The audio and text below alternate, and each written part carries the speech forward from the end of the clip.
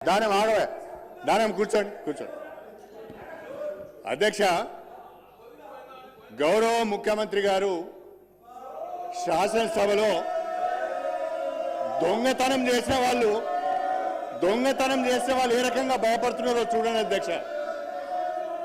ధరణి అడ్డం పెట్టుకొని వందల ఎకరాల భూములను కబ్జా చేసిన వారు సిగ్గు లేకుండా ఏ రకంగా అరుస్తున్నారో చూడు అధ్యక్ష.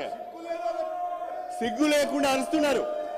గౌరవ ముఖ్యమంత్రి గారు నిండు సభలో బాలానగర్లో కంపెనీ యజమానులను బెదిరించి ధరణిని అడ్డం పెట్టుకొని వందల ఎకరాల భూములను అధికారాన్ని అడ్డం పెట్టుకొని సొంతం చేసుకున్నారు.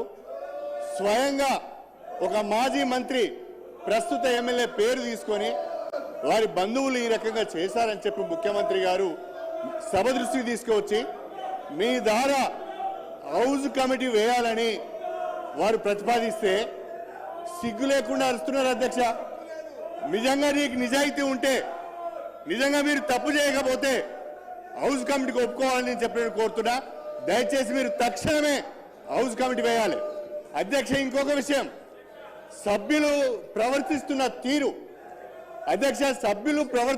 తీరు రాష్ట్ర ప్రజలు గమనిస్తున్నారు.